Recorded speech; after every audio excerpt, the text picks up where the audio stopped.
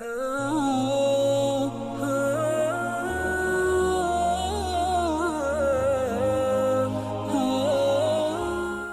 قول تو یہ ہے کہ اس سے مراد گھوڑے ہی ہیں۔ یہ حضرت عبداللہ ابن عباس رضی اللہ تعالی عنہ کا قول ہے۔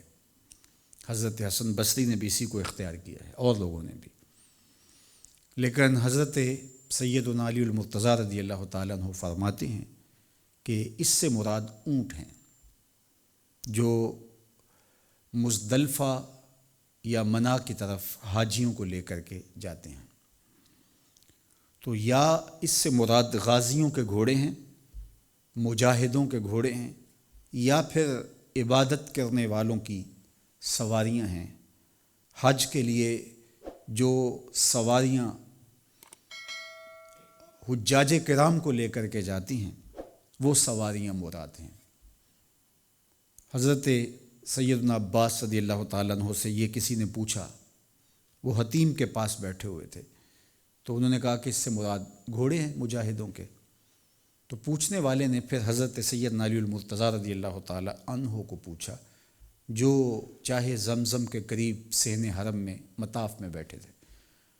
تو حضرت سیدنا علی المرتضیٰ رضی اللہ تعالیٰ عنہ نے فرمایا کہ تم نے میرے علاوہ بھی یہ سوال کسی سے کیا ہے؟ تو انہوں نے کہا جناب میں حضرت عبداللہ ابن عباس رضی اللہ تعالیٰ عنہ سے یہ سوال پوچھا۔ تو فرمایا انہوں نے کیا جواب دیا؟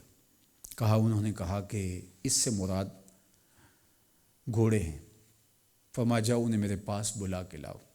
تو وہ سائل گیا اور حضرت عبداللہ ابن عباس رضی اللہ تعالیٰ عنہما کو سیدنا علی المرتضیٰ رضی اللہ تعالیٰ عنہ کے پاس لے گیا۔ تو انہوں نے کہا کہ یہ آیت کریمہ مکی ہے، اور جو مسلمانوں نے پہلی جنگ کی، پہلا ٹکراؤ حق اور باطل کے مابین ہوا، وہ غزوہ بدر کے نام سے ہوا۔ تو غزوہ بدر میں مسلمانوں کے پاس دو گھوڑے تھے، ایک حضرت مقداد بن الاسود رضی اللہ تعالیٰ عنہ کے پاس، اور دوسرا گھوڑا حضرت زبیر بن العوام رضی اللہ تعالیٰ عنہ کے پاس۔ تو پہلی جنگ میں کفر اور اسلام کا پہلا ٹکراؤ، اس میں صرف ہمارے پاس دو گھوڑے تھے، اور یہ صورت مکہ المکرمہ میں نازل ہوئی ہے۔ تو یہاں گھوڑے کیسے مراد ہو سکتے ہیں؟ تو اس سے مراد وہ اونٹ ہیں جو عرفات سے مزدلفہ اور مزدلفہ سے حجاج کو لے کر کے منا کی طرف چلتے ہیں۔ تو ان اونٹوں کی قسم کی گئی ہے جو ذریعہ بنتے ہیں حجاج کی نقل و حرکت کا۔ تو حضرت علی المرتضیٰ رضی اللہ تعالیٰ عنہ کا موقف یہ تھا کہ اس سے مراد اونٹ ہیں۔ جن لوگوں نے گھوڑے مراد لیے ہیں ان کا خیال یہ ہے کہ اونٹ جب چلتے ہیں تو ان کے پاؤں سے شرارے نہیں اڑتے، اور پتھروں سے ٹکرانے سے اونٹوں کے پاؤں سے شرارے اور آگ نہیں نکلتی، تو اس سے مراد گھوڑے ہی ہو سکتے ہیں۔ بعض نے کہا کہ جب اونٹ تیز چلتا ہے اور اس کے اوپر بوجھ ہوتا ہے تو بعض کنکر اس کے پاؤں تلے آتے ہیں، اور جب سارا کنکر پاؤں تلے نہ آئے، کنکر کا کچھ حصہ اور ایک نوک کنکر کی پاؤں تلے آئے، تو وہ گولی کی طرح چھوٹ کر کے قریب بھی پڑے ہوئے کسی پتھر سے جب لگتا ہے تو وہاں آگ پیدا ہوتی ہے۔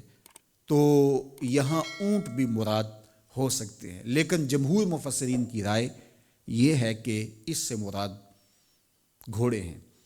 لیکن یہ بحث نہیں ہے کہ اس سے مراد گھوڑے ہیں یا اس سے مراد اونٹ ہیں۔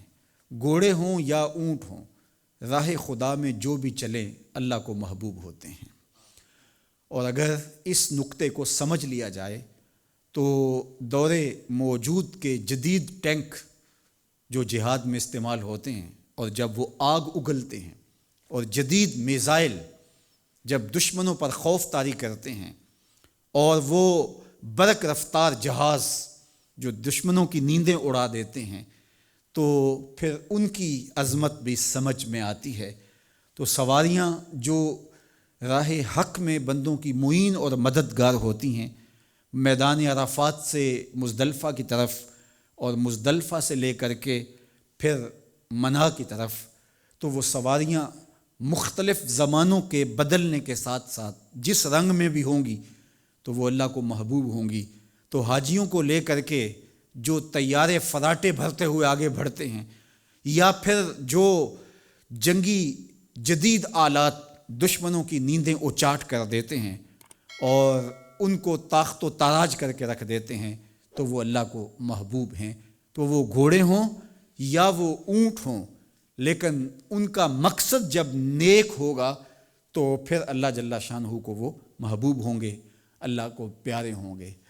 اچھا، یہاں میں ایک بات اور بھی کہوں گا، اور وہ یہ کہ جب گھوڑے یا اونٹ حجاج کرام کو لے کر کے یا غازیوں اور مجاہدوں کو اپنی پیٹھ پہ بٹھا کے منزل کی طرف عازم سفر ہوں، تو اللہ ان گھوڑوں کی اداؤں کی قسمیں کرے، تو پھر وہ غازی اور وہ حجاج کرام کتنی شان کے مالک ہوں گے جو ان پر سوار ہیں۔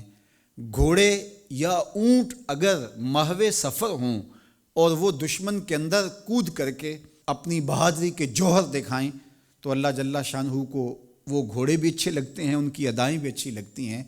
تو جو ان گھوڑوں کو ہانکتے ہیں اور اپنی جان کی پرواہ کیے بغیر دشمن کے ساتھ ٹکرا جاتے ہیں، تو وہ لوگ اللہ کو کتنے محبوب ہوں گے۔ تو گویا میرے مالک نے محبوب کے غلاموں کے گھوڑوں کی قسم کی۔ اور اگر ذرا آپ آیات کریمہ جو تلاوت کی گئی ان کے مزاج کو سمجھیں، تو نہ صرف محبوب کے گھوڑے، محبوب کے گھوڑوں کے پاؤں سے لگی ہوئی کھریوں کے ٹکرانے سے جو شرارے نکلتے ہیں اور ان کے پاؤں کے ٹکرانے سے جو دھول اڑتی ہے، اللہ کو اس اڑتی ہوئی دھول کی بھی قسم ہے اور ان شراروں کی بھی قسم ہے اور ان کے سینے سے نکلنے والی اس آواز کی بھی قسم ہے جو دشمن کو خوف زدہ کر دے اور دشمن کے دل میں دہشت پیدا کر دے۔ تو گویا میرا مالک نہ صرف محبوب کی، نہ صرف محبوب کے غلاموں کی، نہ صرف محبوب کے غلاموں کے گھوڑوں کی، بلکہ ان کے سینوں سے نکلنے والی آواز کو بھی اور ان کے پاؤں کی کھریوں سے ٹکرا کر نکلنے والی آگ کو بھی محبوب رکھتا ہے۔ ابن العربی نے احکام القرآن میں لکھا کہ جب بات قسم کی ہی چل پڑی ہے تو پھر اللہ نے صرف محبوب کے غلاموں کے گھوڑوں کی قسم ہی نہیں کی، محبوب کی زندگی کی قسم بھی کی ہے اور محبوب کے وجود کی قسم بھی کی ہے۔ لا اقسم بہذا البلد، محبوب کے شہر کی گلیوں کی بھی قسم کی ہے، اور پھر محبوب علیہ الصلاۃ والسلام کی مناسبات کی قسم بھی کی ہے۔ تو یہ ہے اللہ جل شانہ کی اپنے محبوب کے ساتھ محبت اور راہ حق میں چلنے والوں کے لیے اعزاز، ان کی تکریم اور ان کی عزت افزائی، کہ محبوب حق کی راہوں کے اندر اگر گھوڑے چلیں گے یا اونٹ چلیں گے تو وہ جانور بھی ہوں تو مجھے وہ محبوب ہیں۔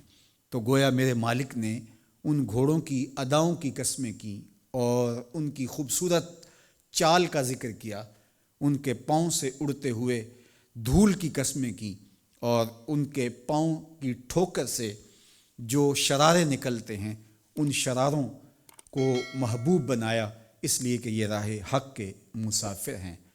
اب جب قسم کی جاتی ہے تو ذہن لگ جاتا ہے کہ قسم کس بات پہ کی جا رہی ہے، اور انسان پوری طرح سے غور و فکر کرتا ہے کہ اب آگے کیا بات فرمائی جانے والی ہے جس پہ قسم کی جا رہی ہو۔